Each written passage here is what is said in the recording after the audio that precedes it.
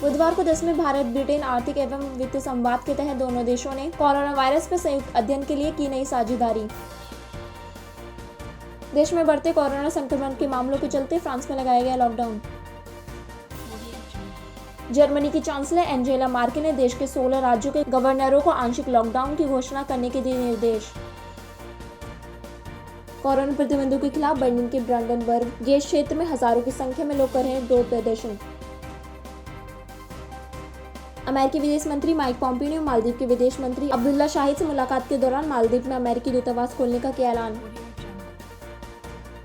दुनिया भर में कोरोना संक्रमितों का आंकड़ा 4,47,42,599 पहुंचा।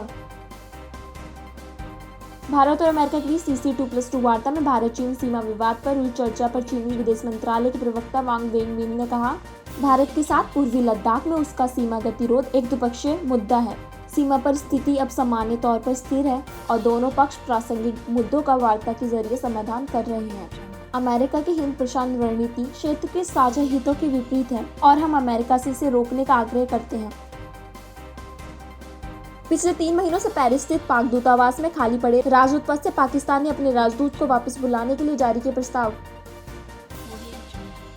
पाकिस्तानी संसद में फ्रांस विरोधी निंदा प्रस्ताव समेत पाक विदेश मंत्री शाह महमूद कुरैशी ने फ्रांस से अपने राजदूत मोइन उल हक को वापस बुलाने का प्रस्ताव किया था पारित, जबकि 3 महीने पहले राजदूत के फ्रांस से चीन ट्रांसफर होने के बाद से खाली पड़ा है पद। पेरिस के अध्यापक की हत्या के बाद राष्ट्रपति इमैनुअल मैक्रोन के बयान के बाद उनके खिलाफ इस्लामिक देशों में चल रहे विरोध प्रदर्शन में भारत ने फ्रांस का दिया साथ। ब्रिक्स देशों के छठे संसद मंच में चीनी राष्ट्रीय जन प्रतिनिधि सभा की स्थायी समिति की अध्यक्ष ली चेनसू ने बताया कि कोविड-19 महामारी के साथ संघर्ष में राष्ट्रपति शी जिनपिंग के नेतृत्व में भारी रणनीतिक उपलब्धियां हासिल हुई। 2020 में चीन की GDP में 0.7% की वृद्धि हुई, जो कि इस समय सकारात्मक वृद्धि प्राप्त करने वाला प्रमुख आर्थिक समुदाय है। साथ ही एकजुटता और सहयोग को महामारी के मुकाबले का सबसे शक्तिशाली हथियार बताया। हांगकांग व्यापार संघ के CEO लोंग चाइची ने एक साक्षात्कार में कहा, हांगकांग और मुख्य भूमि का आर्थिक संपर्क अत्यधिक घनिष्ठ होने के साथ हांगकांग 5 वर्षीय योजना को अत्यधिक महत्व दे रहा है। व्यापार संघ के अधिकांश सदस्य हांगकांग से संबंधित राष्ट्रीय सुरक्षा कानून पर सकारात्मक रूप अपनाते हैं और बहुत कम सदस्य ही देश छोड़ने की इच्छा रखते हैं।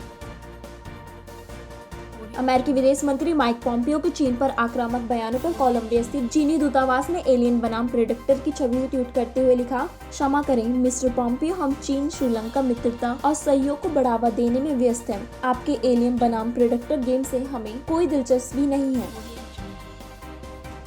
श्रीलंका के राष्ट्रपति गोटाबाया राजपक्षे के साथ मुलाकात के दौरान अमेरिकी विदेश मंत्री माइक पॉम्पियो ने चीनी सरकार को कहा था शिकारी।